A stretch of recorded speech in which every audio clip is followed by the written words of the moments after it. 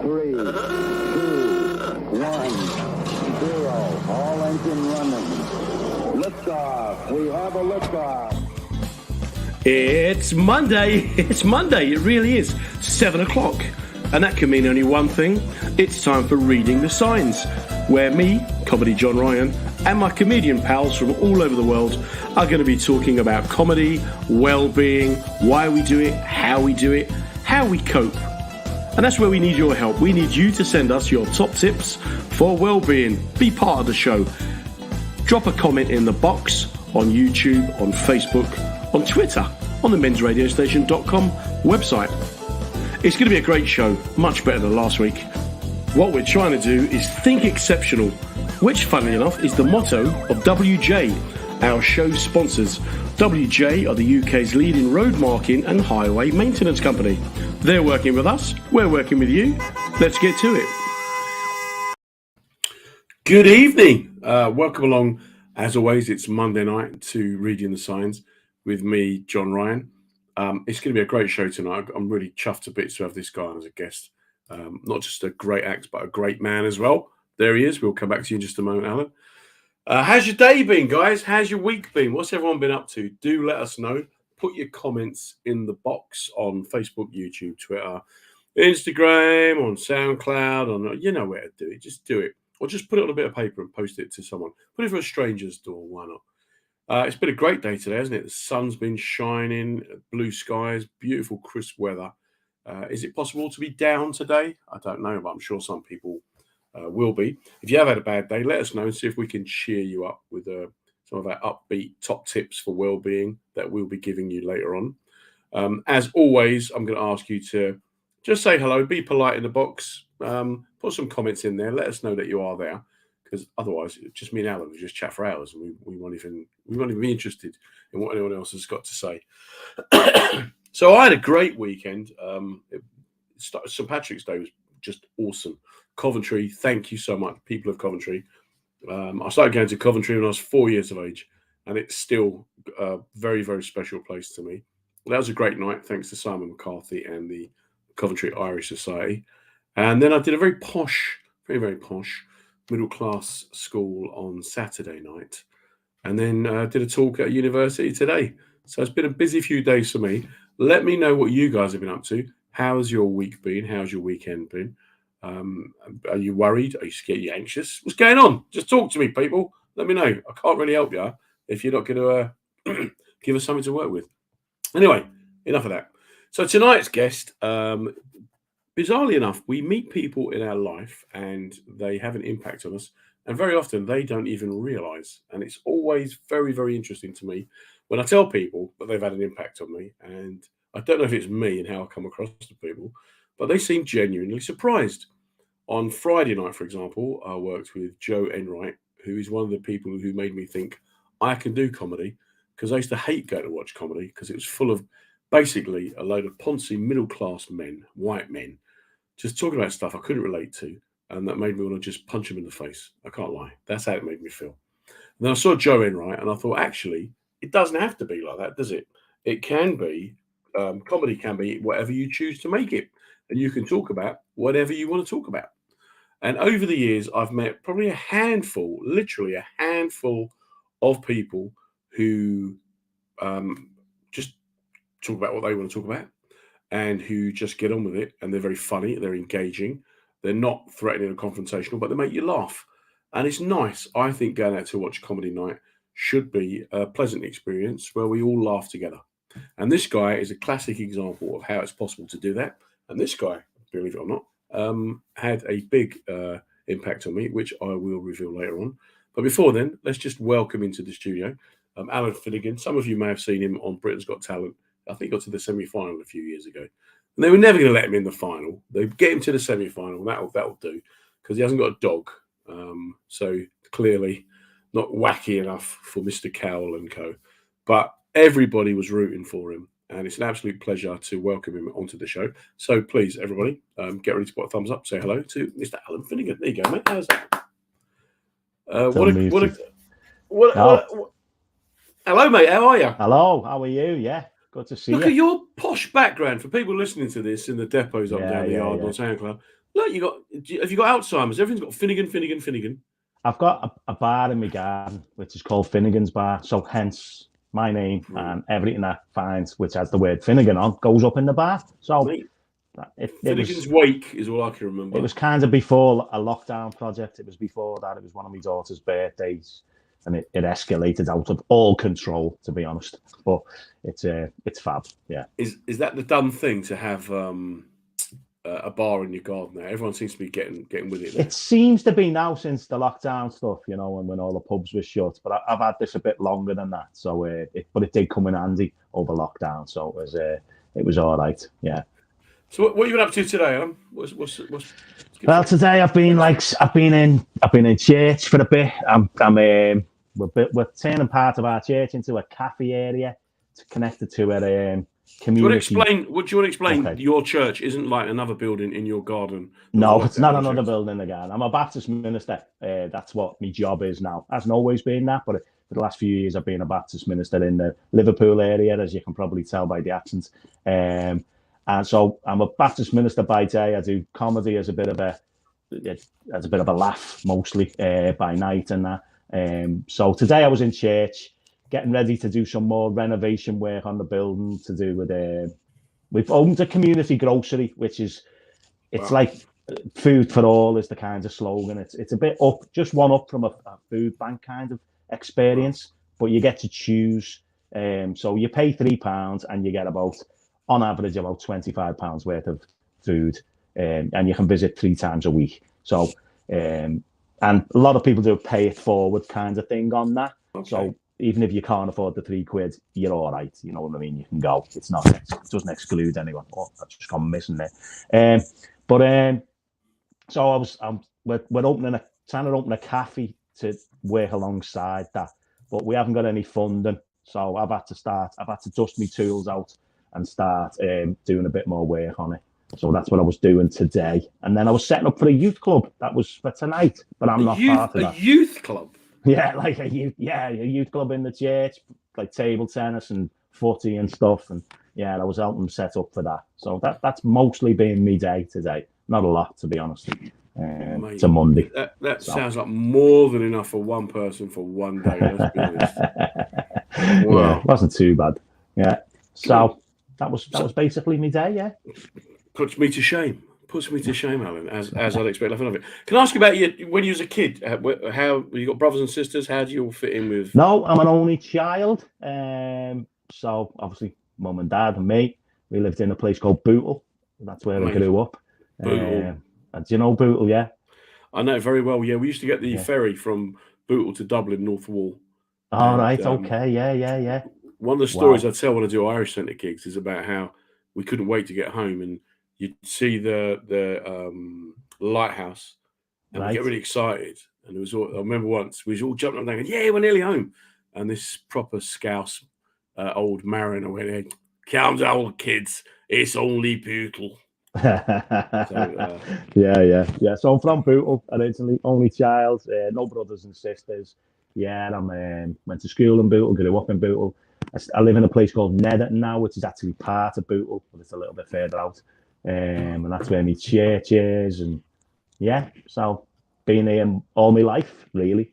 So you're an only child. Does that mean, because normally people that are only children tend to think they're like an adult, don't they? They're like one of the decision making. No. I mean, but this is back in the day, I'm over 50, so like, wow. You at times they just like you opened the door and they let you out, and then you came back for your tea. Do you get what I mean? You weren't stuck in the house all the time. You weren't. We were like dogs. You used to let the dogs out to do the same. The dog would go out and come back for its tea, 5 o'clock kind of thing. But so no, we wasn't really the decision makers at all. Not at all. No, very very far from it. My alpha definitely was in charge of our house. He used to shout at my mother if my mother was upstairs. He'd shout her. This is how things have changed so much. He'd shout her to come and turn the telly over, and she would. Imagine trying that nowadays. You'd just get hit with something, wouldn't you? Well, you wouldn't shout. You'd text, wouldn't you? You'd ring. Yeah. You'd text. Come and turn this telly over. Yeah. Can I ask No. what did your dad work at? My dad was at a surveyor on building sites kinds of thing. And then eventually, when I was a bit older, he started his own firm doing civil engineering, groundwork kind of thing. So that was my original job when I left school. Left in 80s, which there was no work in the Liverpool area. It was kind of a migrating city at that point. Yeah. Everyone was going to London to get work. Derek Hatton and all that, was it? Yeah, Derek Hatton time, yeah. And we had and I ended up just on a building site because my dad got me a job with someone, do you get what I mean? And that was it, really. So that's what happened. Wow. And so I was a ground worker for years, which basically involves kind of digging holes, you know. I'm all over that. During lockdown, I built an extension. Very good. Me and my mate Darren hired a digger, hired some bits and bits. We've had the greatest, most fun. It's come to an end now. We've finished the extension. We built a bathroom. We're tiling the hallway. We're running it. We're going to do the loft just because I just love having him around. So we kind of go, quick, let's come up with some more work to do. I hope his missus is listening. She'll go. I drove diggers for a while as well at one point. The bigger ones, not just the mini diggers, you know. So I've done a few jobs on the building sites, originally. Brilliant. Let me just stop you there for a second. We've got one of the finest entertainers to come out of Liverpool in the last 25 years. A girl called Danny Graham, just giving us a little hello. She's a Dolly Parton tribute act. Oh wow! Yeah. Maybe we could put on some kind of benefit night to raise some money for your food bank place, the community shop. The community shop, yeah. Yeah, you never know. That'd be an idea. But we have to have a quick hello from her. Yeah. And then hello, Dolly. Hello, Dolly. Hey. I don't know why I'm even going. Hey. I've turned into that. And the Murrays always come along and have a little listen. I'm explaining my backdrop. I work in a Japanese brothel. I'm a doorman. For some reason, when lockdown started, the missus was like, "No, we've got to get a screen. Okay, I don't want people seeing all your books and all your nonsense. Yeah. People start reading over your shoulder, going, is that Roy the Rovers annual you got?" Basically, I did first online thing during lockdown. And you remember everyone had all their shelves behind it. Yeah. I had, on my shelf, I had a Roy the Rovers annual and 2000 AD and Viz. And I was talking to these academics at, I think it was like Edinburgh University. And they all had the psychology of understanding and Plato's theories. And the guy, I said, any questions? And he went, is that Roy the Rovers? Is that actually? And where did you get that? I just had a Kindle, because you can just get thousands of books on that, so it doesn't really matter it's just a Kindle behind me. That was it. Well, it's whatever works for you, mate. But I read off the Kindle, but I do sometimes. You have to have a proper book. Sometimes I have to make it bigger nowadays. The text size. I have to make it bigger so I can actually see it. About 4 words on turning the page. There you go, just one letter. So when you was a kid, were you a happy child? Yeah, it was all right. Yeah, it was good. Not bad at all. It was growing up in Bootle was good laugh. You used to, as I say, we were out all day, all night playing footy most of the time or whatever, just wandering around. Loads of different mates all over the place. Yeah, it was all right. Yeah, it wasn't bad. I enjoyed it. And then, did you like school? School was kind of all right till you got to senior school. Our senior school was a little bit brutal. But it was, again, I think that the thing about the school thing is I didn't know any different, okay? So I'll explain that because I went on a church thing a few years later when I was about 30 and I met a load of people at this small conference-y thing, men's conference, and every one of them had been to university. And I was absolutely flabbergasted that every one of them had been to university because it wasn't even in my vocabulary when I was in school. I didn't know what they were. So when I talk about how our school was, which it was pretty crazy. Yet it was normal to me, if that makes sense. Yeah. I didn't realize schools were better than that. So like constantly getting your head kicked in the corridors was just like, that's what school was. You know what I mean? The teachers like abusing you and butting you in the face and all it. That's what school was. So I didn't get it, that it was different in other places. And there was these things called universities that you went to learn in and whatever. Yeah, school was it was almost a bit of you just got through school. And when you got out in the 80s, if you got a job, you were lucky, so that kind of thing. So when did you leave school at 16 or 18 or 16? Yeah. I left at 16, and I didn't even properly go back to do my exams. I just gave up. I didn't really go back. I went back when I was later, when I realised that education was quite important, So I started doing my GCSEs when I was about 35 or something like that, somewhere around that age, because I decided I wanted to do some more stuff, and then I did an A level that I didn't pass, so I can't say I've got an A level. But then went on to do a degree. I started that in my 40s, which is when I found out I was dyslexic, because, as I say, you just thought you were thick, you know what I mean? So, but yeah, so I do value education, but I didn't realise what it was until I was really older, if that makes sense. Yeah. It's a cultural thing as well, though, isn't it? Where because I remember when I went to university, I just remember meeting all these kids who were like 18 who knew from an early age that you get educated and away you go. So I didn't go till I was like 20, 21, and there was this girl I always remember, Nicole, who 18 was going to do the degree, then do 2 years of accountancy, and then wanted to start her own accountancy firm at 25 and retire at sort of 30. We all thought she was there's something wrong with her.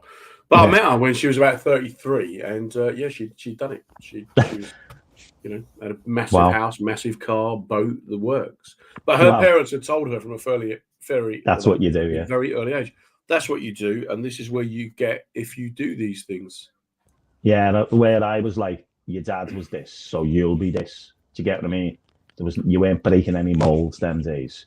Yeah. And you usually, especially in the 80s, you probably only got a job because you knew someone who was working there already, kind of thing.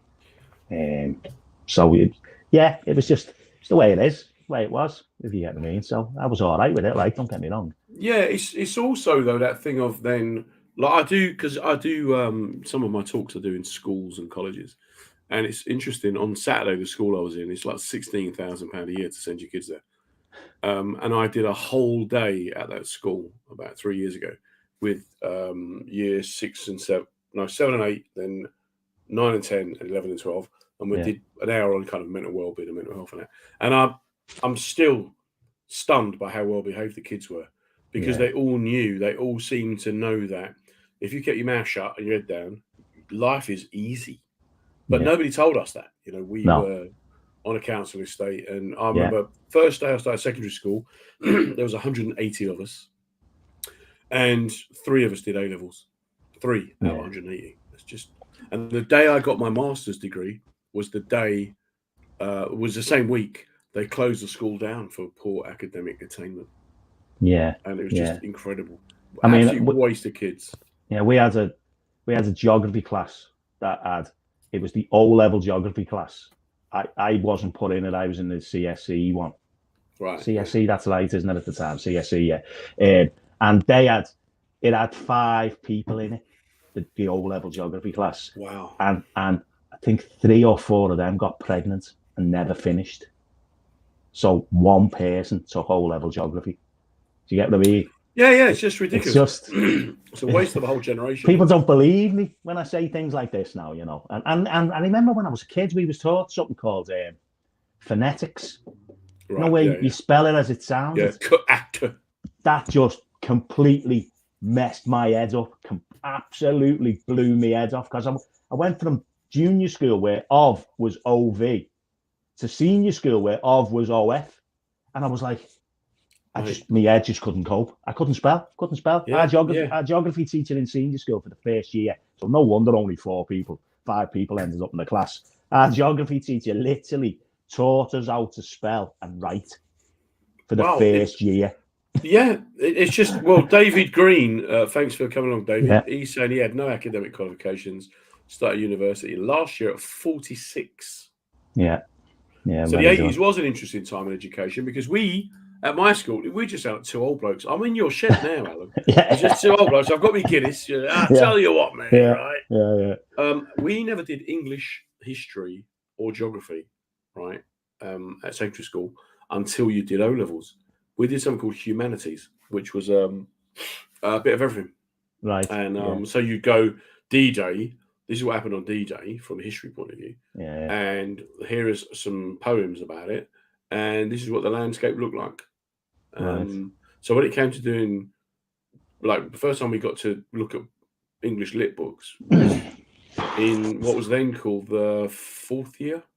Yeah. And I and then because I went to a very progressive school in Hackney, we didn't study Shakespeare. We studied Chinua Achebe and Maya Angelou, African writers, Indian writers. And it's great, don't get me wrong. It's great. Yeah. But what it meant was when I did A-level English, I didn't have a clue what the Table of the Shrew was or anything. And I had to play proper big-time catch-up.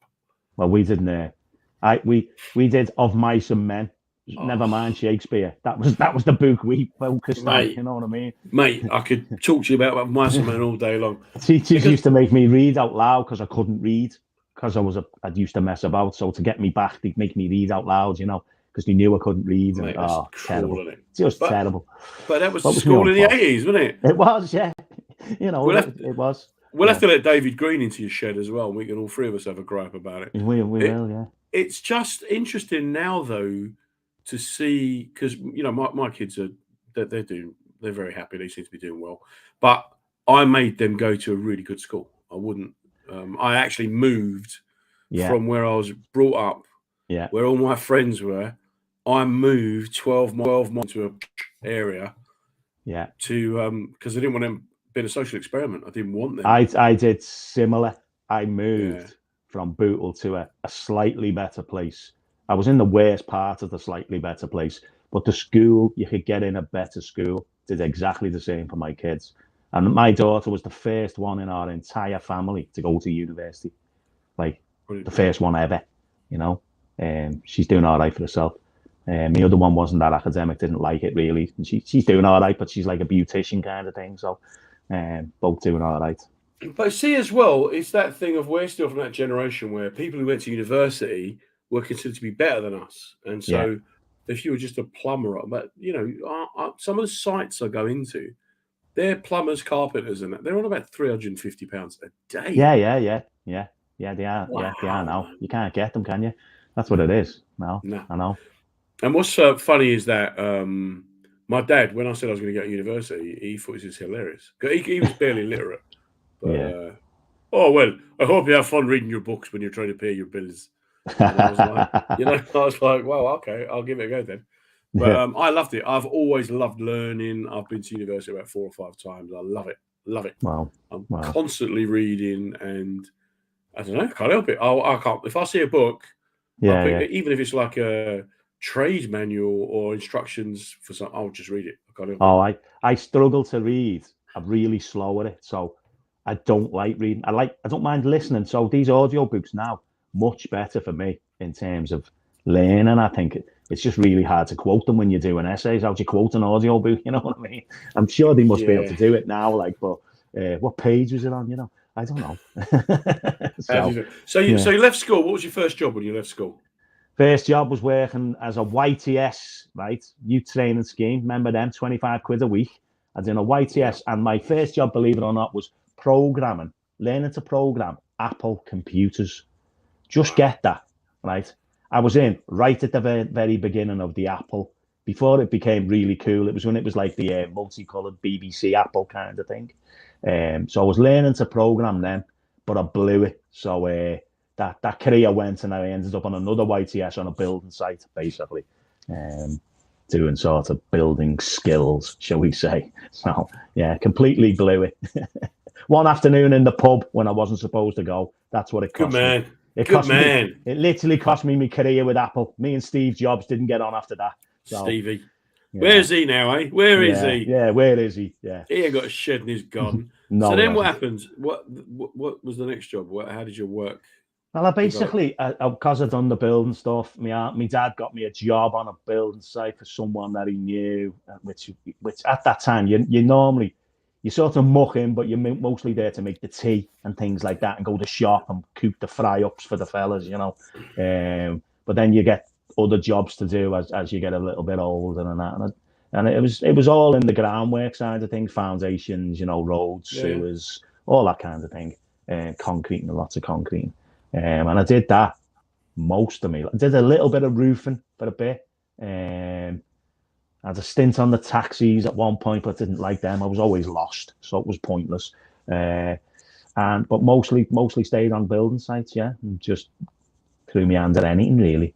So I can do quite a lot of stuff, but I'm not great at everything. But it's funny, isn't it, how that comes back? Because I was born to work on a building site because my dad, that's all he knew, and so he thought that's what we do. And so I had my first building company when I was 17 because he put me down as a front. We used to do. It was a proper cowboy builder, my dad. Honestly, my dad was awful. Oh, mate, terrible. Awful. Once seen him using, a metal bed frame. Yep. He used one of them as a lintel on a house, knocked through once. Wow. And I made him take it down, and he was furious with me. I said, you can't leave that up. He'll kill somebody. Yeah. He was like, there's nothing wrong with it. It's all right. Yeah. It was awful. Awful. So for anyone not familiar with this, you make a hole in the wall, you put a steel girder in it, and then you take the bricks out below it, and the girder redistributes the weight. So we got this job once for this guy, Barry Hornsby, his name was, and he was a school teacher. And my dad wasn't, he was barely literate. He was a lovely bloke, my dad. I loved him to bits. Yeah. Very good natured. And Barry's going, well, so when you do our extension and you knock through from the house, I don't understand how you will, with scaffolding, how you're going to be able to get the steel RSJ girder in place around the scaffolding. My dad was like, well, we've got a way of dealing with it. It won't be a problem at all. It'll be fine. It'll be fine. He goes, right. So, but are you going to clear the area? And we'll clear the area and we'll put up signs and everything. That'd be fine. You go away for the weekend, no one. It'd be grand. And so normally a job like, you could quote like 500-600 quid. Yeah. So what he'd done was he got me and my cousin, and we were only about 15, 16 at the time. And he said, right, you two fellas, you'll stand next to that bit of metal there. And when I said, no, jump up on the chairs and stick it in the hole. Yeah. Right, as quick as you can. Yeah. And he just basically knocked a hole in the wall. Knocked the hole in the wall, stuck the steel into it. Didn't put, you was meant to put needles through the wall and acros and all that. Yeah. Whacked it through, took the bricks out underneath. Then we went to the calf to have a fry up. When we come back, there's a crack all the way up the side of the house. And I was like to my dad, is the house going to fall again? No. That's just the house getting used to us. We're fine. So anyway, he then rings up my uncle, who comes around with what he called a cement mixer, which is basically this old Jamaican bloke who could shovel for England. And they knocked up all this sand and cement, and they covered about 2 foot around the door frame and up to the window above with this render concrete, right? Yeah. And he stood back and he goes, the Jamaican said, I don't think you're going to get away with it, Paddy. My dad went, I think you're right. And he'd done the rest to the back of the house. And then when the guy came home on the Monday and inspected it, he was blown away about the fact that he said to my dad, you've even rendered the outside of the house for me. And my dad said, well, I you can pay me if you want to. I thought it looked nicer because in a new extension, though, with the old house, they won't match. And he got a few more quid out of him. And even now, like 30 odd years, 4 years later, or whatever, I sometimes drive past that house and it's still standing. Sound. Yeah. So the other way. My dad's bedsteads wouldn't have stood the test of time now in the hole. Not at all, I tell you. He cut some corners. And I think that might have been the start of your spiritual journey, which we will mention in a moment. I just want to say a quick hello to anyone who's just joining us. Welcome along to Reading the Signs with me, John Ryan. Tonight's amazing guest, Allen Finnegan, former builder turned minister and comedian. I want to just, before we move on, just say a quick thank you to our show sponsors, WJ. WJ do the road marking and highway maintenance up and down the country. Great bunch of people. I'm not just saying it because they're sponsors. They are a great bunch of people. They're committed to mental health and mental well-being, and they give their staff 1 day off a month to go and do voluntary work, and they pay them. So they're a good bunch of people. Anyway, which is right up your street. So what happened to comedy? How did that come about, Alan?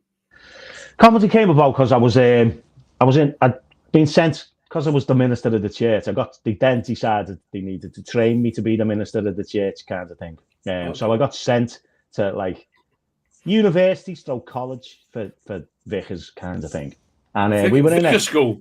Vicar school, yeah. And we were in a class called homiletics, which is basically preaching. Okay, the art of preaching. And the tutor said, no one does standing there with one person, one microphone anymore. It's a cultural oddity. It's outdated, and we need to think about how we communicate. And I had literally been to see Peter Kay in the Echo Arena, I think, a couple of nights before, and I just said, "You're talking nonsense." And he went, "No." And I said, "No, it's not. It's what you say when you've got the microphone in your hand. That's the problem. It's not a cultural oddity. It's never been more popular. They're selling stadiums out. So, it's not like arenas, and it's what we say when we've got the microphone in our hand that is the issue, not the actual mode of delivery." And on the back of that, I got sent on I got a learning objective to do, which was to go on one of them stand-up comedy 6-week course things with the Comedy Trust in Liverpool. Sam Avery, Sam? Oh, mate, Sam Avery. Sam Avery and Brendan Riley. Sausage dog. Yeah, sausage dog. You know both of them, so it was... they're good lads, man. Yeah, Sam Avery, for anyone listening, does something very similar to what I do, but he does it in the north. And I've been trying to work with him for years. His missus, beautiful woman, she's part of the Roy Castle Lung Foundation. Oh, nice. And they're just a really lovely. They're just one of them couples that when the day of reckoning comes, they're just going to be up there with Jesus, going, he's in, he's out, he's in. He's a really nice guy, isn't he? He does the learn a parent stuff now, doesn't he? It's really good. But, brilliant, made his own little niche. So you went on a course with them two characters. Yeah, and then part of the course was the last day when you have to perform in a comedy club. And it's a very friendly atmosphere, that, because loads of your mates come and loads of the other acts mates come. So it's not that bad. It's probably one of the easiest gigs you do, although you don't think that at the time. But I was really petrified of that gig, even though I'd probably spoke it publicly in churches for a few years, like 5, 6, 7, 8 years or something. So I was used to talking, even though I'm very shy and introvert, that performance, I was scared, because it was like it wasn't on my home territory. It wasn't my subject. You get what I mean? Trying to make people laugh was, and then they said to me, they done that thing where they come up to me and say, "We want you to go on first." And I was like, we only do that in church to get them out the way. The rubbish. I went, "Oh, you put me on because I'm rubbish, aren't you?" And they went, No, we think you're all right, but we want you to go on first, And I was like, no. And I went on first, and it went all right. It went, pretty good. But as I say, because you've got all your friends and family there, it kind of does. And I had no intentions of doing comedy after that. It was literally purely a academic exercise. I was supposed to compare and contrast preaching and comedy, the different skills and stuff. Yeah. That was what my assignment was on it. But one of the lads on the course booked me into a gig, which was one of the tiniest gigs I've ever seen in Southport. And I think it was called Bar Humbug or something like that. I think this shed I'm in sitting in there now was bigger. And he said, "We've got a gig," and I said, "I'm not doing it. I've only come to do this." And he went, "No, I booked you in. Me and you are going to do this gig." And then so it just sort of happened from there. I had no intentions of doing comedy on one level.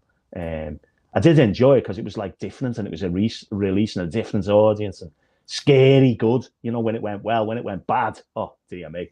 My third ever gig was in Hot Water Comedy, which is now one of the most popular clubs in the country, probably. Never mind Liverpool. It was my third ever gig. What them guys have done, just incredible. Oh, just incredible. I know. Brilliant, Andy. But I third ever gig. I was talking, and I had a group of students in front of me, and I started talking about funerals because I talk about my job, and they went dead quiet, like really quiet, and I thought something's up here. This is my third gig. I haven't been doing it long, but I knew something was up, so I stopped and I said, "Everything all right, lads? You're all right?" And none of them spoke to me. They just looked at me. So I carried on. Next minute, one of them stood up in front of me, burst out crying. Right, ran out. Another one stood up in front of me, burst out crying, ran out. Right, and I left the stage to tumbleweed, as you can imagine. Right. Yep. Paul Smith, who everybody knows now, he come over to me afterwards and he said, "I wouldn't let that put you off, mate. It was just unfortunate." He said their auntie had died, and the lads had their mates had brought them to the comedy club to cheer them up. He said, "So keep going, keep going." Mate. And I was dying. And in fairness, they come and spoke to me and said, we liked it, but it was just a bit too close for us, mate. But, it's their first night out. Oh yeah. And I was literally after that. I said, "I'm never doing comedy again. That's me. I'm done with the comedy. I'm not doing it anymore because that is just it's too hard to take." But so that's my hot water story. Yeah. It's just like I say, I've never been. I've followed their development. I think it's fantastic the way they're rejuvenating Liverpool. I honestly think that Scousers, you don't need a comedy club. You just need a room where you all sit in. And some of the best and worst gigs I've ever had have been in Liverpool. And I've told this before, but I'm sure you'll enjoy it. I was doing a gig, I think it was at Slaughterhouse. Yeah. And comedian, there was like Merseyside Derby, I think, had been that afternoon or the next day. And he came out and he goes, "Look, what I love about Scousers is it doesn't matter whether you're red or blue. At the end of the day, you're all scum." And just on another night, if you said it or I said it, maybe we'd get away with it. But they weren't having it. And they're proper close to you there, Andy. They're on the stage with you. You can't get away from them. And then he compounded it by talking about hell, about how the only place worse than hell and being up to your neck in poo with speedboats going around would be to live in Liverpool. He said, "I couldn't live here. I'm too clever." And they started booing him. And this bloke, big Scouse lad, so he goes, "Hey, calm down, everyone. Give him a chance. Give him a chance. Hey, lads, come here. Was that Chris Cairns? He goes up on the stage and he goes, "Listen, look, you've got off to a bad start. That's all. Look, why don't you go off and come back on again?" And he opens this door. He just opens the door. "You go out. And then come back in again. I'll introduce you. Come back in again." And we'll start it. So closes the door. And as the door closes, we all realise it's a fire exit. So now the guy's stuck outside in the rain. And he just goes to the mic and goes, "We don't want that dickhead back here. Let's go have a bevy." And we all went to the bar. Then about 3 or 4 minutes later, this drenched comedian come walking through. And they all just clapped and cheered him. Someone handed him a pint and said, don't. And I just remember thinking, mate. Yeah, that's Liverpool. How did you get your call in? If you don't mind me asking, what made you decide to become a manager? It was kind of. I never really. It's a bit like the comedy. I almost stumbled on that as well. I started going to church and stuff when I was about 16. Which is not, I hadn't really gone to church or nothing before that. I met a girl who mum and dad went to church. They wanted me to go to church. Church was born and all that type of stuff. I won't bore you with the details, but I ended up going to church and finding a faith in it. And it's the church I'm now the minister in now. I've never been in another church. I've been there, started going there, attended there for years, and I'm now the minister of it. Which doesn't normally happen. That's not the normal route. But I just sort of stumbled on that in some ways, almost out of, was it necessity for the church? They couldn't really afford a minister. We live in not a very great area in terms of finances and stuff. And so they wouldn't have a minister. And I started speaking on a regular basis on a Sunday and leading the services and that. And eventually,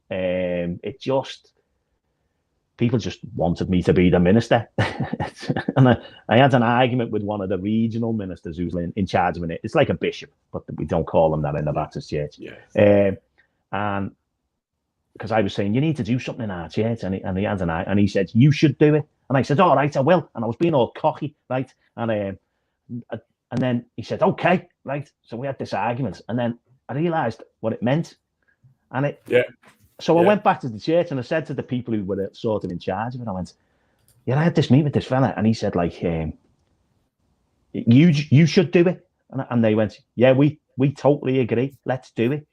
And that's literally how it happened.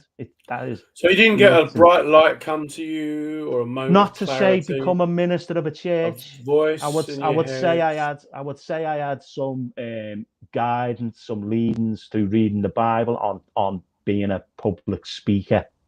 And I say that, I don't say preaching. I say communication. And on reflection now, thinking about it, that's quite important. Because at the time, I never felt that I was as I said to you, I can barely read out loud properly. I'm really bad at reading and that. I was dyslexic. I didn't know that until I was in my 40s. Wasn't very educated. But I felt that God wanted me to be good at communication. And I use that word on purpose. And now when I'm saying it, I've only just thought of it now as I'm talking to you. It's important with the comedy as well then. Because I wasn't just called to be a preacher. I was called to communicate to whoever's in front of me. And that's kind of what I try to do with the comedy, if you get what I mean. I wouldn't say... I see that. I think that I was brought up in a very strict Catholic family, so I could talk about the Bible all day. And I was an altar server. I met the Pope. Wow. When I got married, there was a cardinal and 3 bishops there. My mum cleaned the church. My dad was the handyman. Her mum did the same thing at her church. I used to have to go to Lourdes every year with help handicapped kids and all. So very. I used to have to do readings at church proper to keep. My mum's thing was devil makes work for idle hands. We'll get up to mischief. You get over that church and you do some DIY. So I built the altar. I varnished the doors. All of it. Yeah. And so it's, although I'm not a church goer, I do have a faith, but in humanity rather than any man in the sky kind of thing. Anyway, one of my best mates was, let's say he's a lively character. He was an ex-paratroop, can hold his own in a fight, proper bloke. He got a call in years ago, and he's now a Baptist minister in South London. And he will often, I speak to him, and he'll let me, he's let me go down and let me loose on his congregation. And I've always found that sorry, you haven't missed much. I've always found that, I was just saying that my mate, he would let me loose on his congregation to do a sermon. Right. And it's the same. It's the same as doing a gig. Because people, they want to trust you. They want to listen to you. They want you to say something that they can relate to. Yes, and they all that's want to the have most important bit. That's the most important bit, that relatability stuff. That was what I found when I compared and contrasted. And what I found that a lot of people weren't, when they were doing the preaching stuff, they weren't doing the relatability stuff. They were just sort of, it was almost going to a lecture on something rather than life, shared life, So it's great. And the comedy, as you know more than me, it works well when everyone can relate and think, I kind of do that, or we've done that, totally agree. And I do think that this is your time now, mate, because I think, and I base this on the mental health stuff I do, really. I think there's like a spiritual void in society at the moment. And I'm not saying it has to be filled with religion, but I would like to think it would be filled with goodness. I'm not suggesting that religious people are gooder than non-religious people. No. Do you know what I mean? Yeah, having some sort of moral framework or an ethical framework. Yeah. My kids, I made them go to Catholic school. I wouldn't go, but I made my kids go to Catholic school.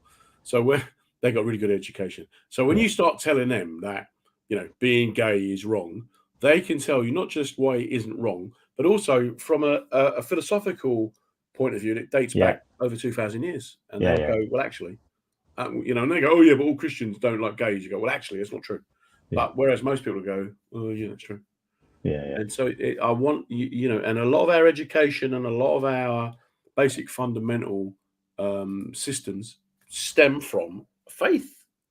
Yeah, they do. Yeah, absolutely do. Yeah, it's grounded in faith. Our history, we can't detach ourselves as a country, or the world probably, from faith, and then particularly in the West, Christianity. You know what I mean?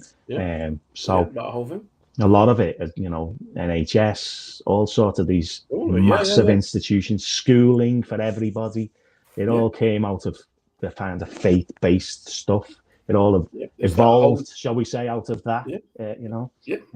So during lockdown, I did public speaking. I taught public speaking, and I had 6 clients. One was a rabbi.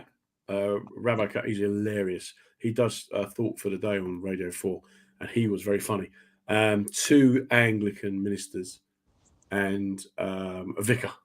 Very good. And honestly, we had such a laugh. I was only meant to do an hour. Some days we'd have like 3 hours. We'd have a cup of tea and a chat, and and it's strange. It's strange for people who see people of cloth, like how you've described it. I think it should be that someone emerges from amongst us to kind of lead us, is not better than us. That's the thing the whole Catholic Church used to wind me up, because all the priests were like deity and they got a voice in their head at an early age. Yeah.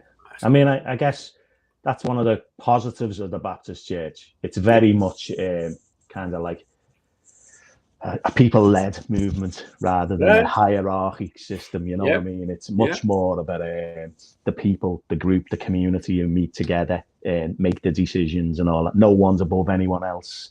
It's that kind of feel to it. It doesn't always work that way. That's the perfect thing, but it is that really that we're all in this together and no one's better than anyone else. And that's right. Sorry, come on. No, go on. That's one of the things that I was going to say, though. There is something and it's a point I wanted to come on to, which is why it's interesting for me.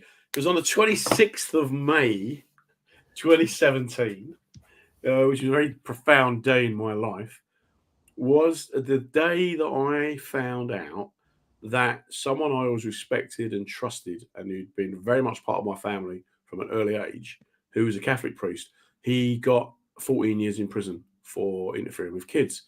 And as I was sat in my kitchen, I mean, honestly stunned, it was like someone hit me with a shovel. I had no idea this man was like this.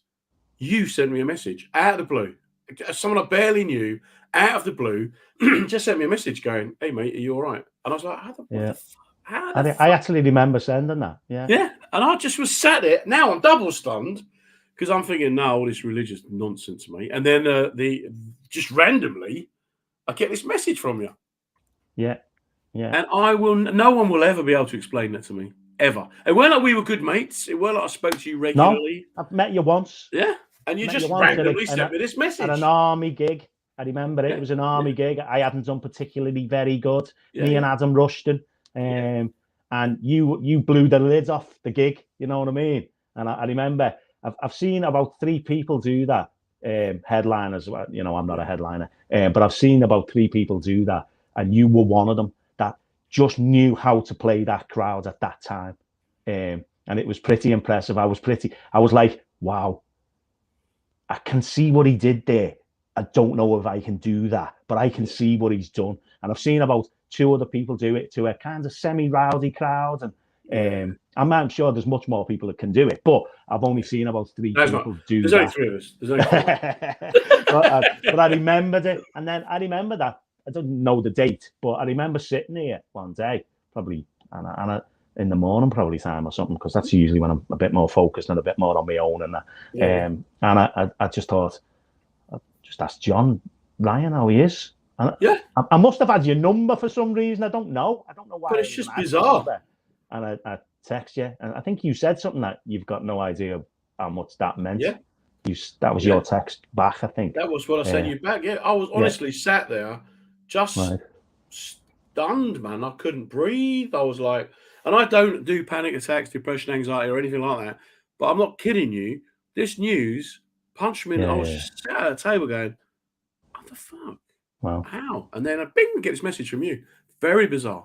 Yeah. And I've told people this story, and because it's me, and I'm like, I don't. Although I'm a wind-up artist, I don't believe in mumbo jumbo, heebie-jeebie. Yeah. Mate, someone explain that to me. Yeah. Coincidence. Yeah. So, and again, just a profound kind of effect it had on me. And then I spoke with my mate, who's the Baptist minister, but he's proper like straight now. Yeah. Do you know what I mean? He wouldn't kind of he's still got his sense of humour, but he would explain it to me in spiritual terms what happened. Yeah. Rather than you was probably sitting there feeling all kind of like sexy and thinking, ooh. I was probably just sitting there having a cup of coffee, trying to wake up or something, and went, do you know what? I should contact that young fella. It's probably just a thought in my head. Yeah, I wonder that bloke I met 3 years ago and I haven't spoke to since is getting on. I've not spoke ever to. I wonder how he's getting on. You want to put this in one of your sermons or one of your talks about get someone to. I've said to people before now, explain it to me then. How does that work if there's not some thing out? And I'm hoping there isn't someone out there, man, because I've been naughty. Well, everyone's been naughty, haven't they? That's the thing about it all, you know. That's the different beauty degrees of it. Yeah. Well. It has so it had a very profound effect on me. So then when you were on Britain's Got Talent, I was going to people, that's him, that's the bloke. You got to vote for him. You probably half your votes probably came from my mates going. Oh dear me, I tell you, Britain's Got Talent. So if you did that for me, what does it for you? What keeps you going? What keeps you mentally strong? What stops you cracking up? What's your? I mean, there's been moments. There's been moments when I've wanted to pack it all in, get off, and all this sort of stuff. Particularly when I was training, in college doing theology and stuff. Tough times. I remember one time. I mean, and I was never like this, and I haven't really been like this since. But there was this one time, I was in the house, and I think my wife was going to have some sort of Tupperware party or something. It wasn't Tupperware, but it was she's having girls around, and I just thought, I'm not staying here. I'll go out and I'll go and see one of my mates. And I got in my car, and I suddenly realised I didn't have any mates that I couldn't talk to who weren't involved in church. And I didn't want to talk about church at that point. Not that church had done anything bad to me or anything like that. There was nothing, going on or anything, no hard time, because it can get tough at times with people. So I just drove around Bootle for a little bit, and then I literally parked in Tesco's car park. And I think I cried because I had no mates. So, long story really short, on the back of that, I did a funeral for someone. Immediately after that, I contacted someone who I respected, who was a leader of another church, a minister of another church. And he spent some time with me just chatting things through. He had this brilliant way of making me do what he suggested without me thinking he'd suggested it, if you get what I mean. It was almost like I'd do what he want me to do, but it was my idea. It was brilliant. Anyway, he kind of probably got me head back together. Just meeting him on a weekly basis, once a week, chatting things through, and he'd say, well, this week, try this, it'd probably be called something like a spiritual director now, or something like that, or a counsellor. It depends what words you want to use. And then on the back of that, I did a funeral for one of my mates who died, and I got told about another mate that had died, but I wasn't doing that funeral, so I said I'll go to that funeral, and I went, but someone had given me the wrong time, so I turned up an hour late, so I'd missed the funeral, but I went the wake. I turned up at the wake, which was in a pub called the Warbrech in Bootle, which is just closed, just at Christmas. And most of them had gone.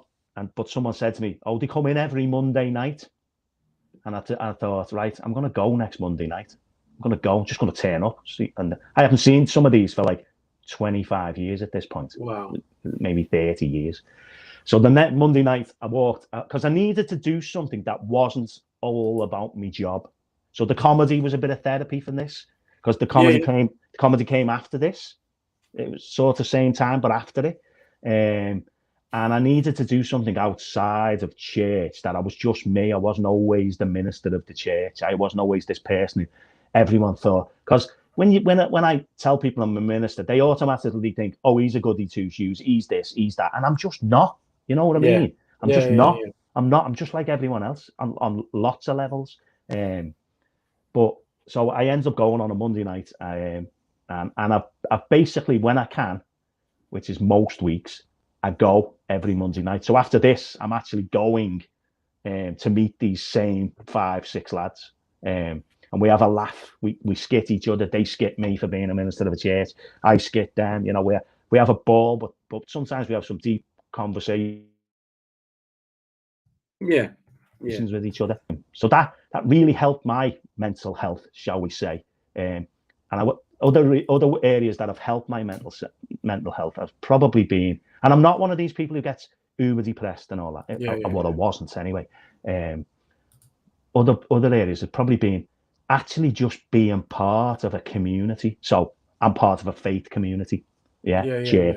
So having other people, just being around other people all the time. Lockdown was really hard for people because it highlighted how isolated we've become as a society, you know, with the Netflix generation, watch my television when I want to watch it, listen to the music. Do you understand what I mean? Yeah, absolutely.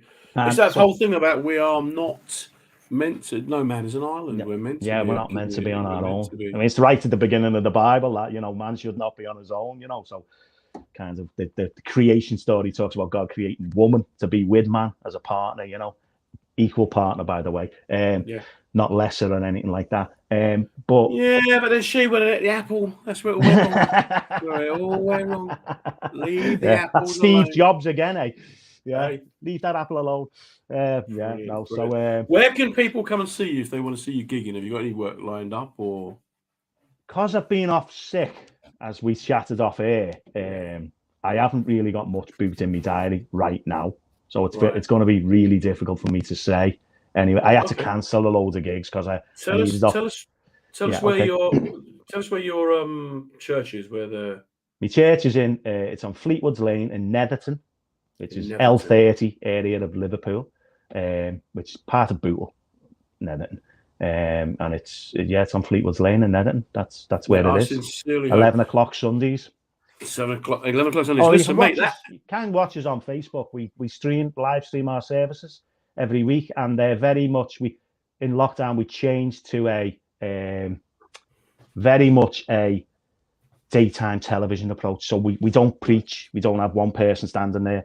We actually have a couch, and we invite people up and we chat things through. Rather, mate, I'm on it. Please share the link with me on Sunday. Emmanuel Baptist Church. Yeah, I will. Yeah, I'll send you the link. Yeah, I'll have a we do YouTube and we do Facebook, as far as I know. Yeah, trendy church.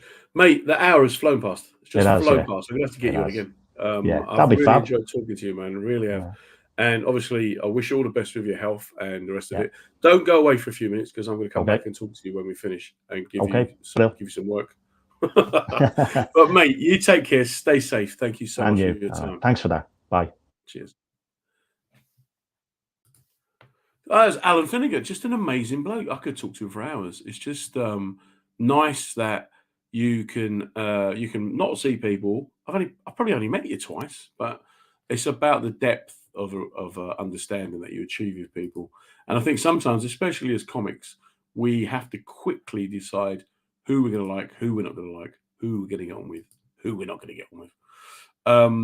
It's just about, though, this battle of life where we're not on our own. And it's about understanding that. If you know anyone who's struggling, have a look at the Mind website or have a look at Time to Change. Alan's very, very good point there that he made about be part of a community, arrange to meet up with someone, try and do something. Hopefully, we will speak to you all again next Monday. Do take care. Do let us know. Keep following all the shows that are on mensradiostation.com. Take care. We'll see you next week. Well, that's the end of another episode of Reading the Signs with me, Comedy John Ryan. We're here every Monday night at 7 p.m. talking with comedians about mental wellness, mental well-being, and just trying to get the conversation going. What we're trying to do is show that it's good to talk, and we're also trying to show that everybody can go through the same experiences. A massive thank you to the WJ Group who sponsored the show, showing their commitment not just to mental well-being, but also to reaching as broad an audience as possible.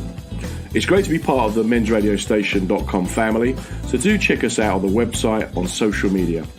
We'll be back next Monday. You take care. Stay safe, everybody.